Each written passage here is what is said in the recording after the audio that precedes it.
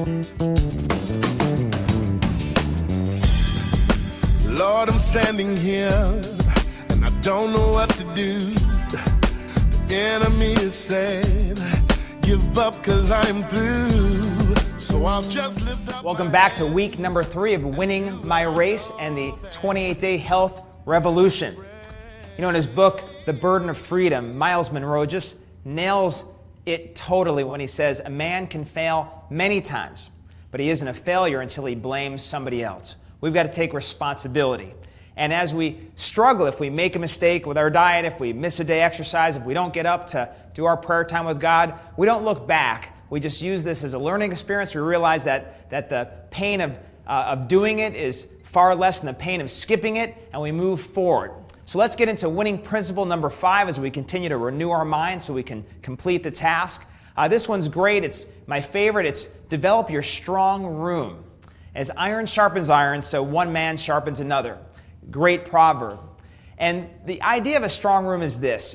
When I was working and continue to work year after year with world team athletes, when we work with professional athletes, when we work with just everyday men and women, we realize that the people you surround yourself with, your room per se, is the most important thing. You're simply the sum total of the 3, the 5, the 10 people you surrounded yourself with. So for example, when it comes to making a world team or making an Olympic team, one thing that we know is that very often an athlete fails to reach their potential and make that great team because they came from a weak room. They didn't practice in a place where they were surrounded by other athletes and coaches that were looking to win world championships, that were looking to be national champions, that were looking to make it to the Olympics and not only make it, but win a gold medal. You want to surround yourself with people like that. If a great athlete with all the potential in the universe ends up going to a weak room where people aren't training that hard, they're not committed like that, then that athlete will fail to reach his potential. In fact, surrounding yourself in a strong room may actually cause you to exceed your potential.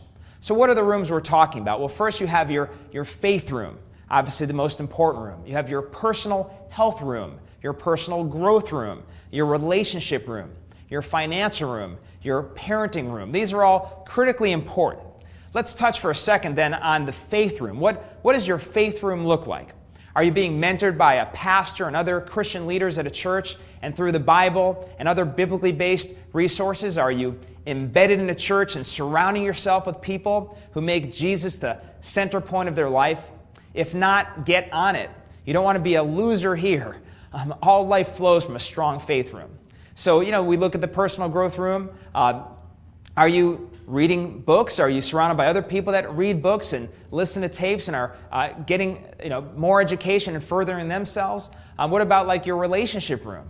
I want to be around other people that have great relationships. I want to learn from them, have them mentor me, see what the things they do that create great relationships are and do those same things. Your financial room. Chances are if you're in debt, if you're broke, you haven't surrounded yourself with financial people who know how to make a living, know how to invest their money, know how to grow a personal fortune. Put those people in your life. What does your parenting room look like? Do you know someone who has children that are nice to other kids, that they love Jesus, they get good grades and respect their parents? Make them your coach. You are living in an upside down world. And if you want to begin living right side up in an upside down world, we've got to get our priorities in order. My first book was Body by God, and I would get interviewed on TV and secular newscasters would say, well, why did you put God in there? And I would tell them that it's about getting priorities in order. In today's world, people are all so busy. They're always on their cell phone, they're texting, on the internet, running around like crazy, but are they successful? And I would say when we look at how poorly people are doing with their health, with their finances, with their families, that people are busier than they are successful. So our goal here is to begin, again, living right side up in an upside down world, getting priorities in order and going from being busier than you are successful to more successful than you are busy. How would that sound? You'd be a very rare person. And it starts by determining your goals. If you don't have your goals in order, then we don't even have a bullseye that we're shooting for. So we got to think of what the spokes are on our wheel of life. So there are things like your spiritual life. That's the first spoke. We've got to set a goal for that, or we're not really aiming in any particular direction. We've got to have family goals, not just as a whole family, but just what are your goals for you and your spouse, or you and each of the individual kids? What are your fitness goals? What are you shooting for in terms of your physical health? Personal development. We've got to continue to advance to keep growing and learning. What are the very specific financial goals you have? What's your purpose? What are the goals that you have there? What does your future look like? And then, of course, fun. What are you setting yourself up for when it comes to travel, trips, vacation, possessions? These are all things that have value to and add joy to your life. So what are those things? And so we have to set these goals. You're teleological. You're designed to finish.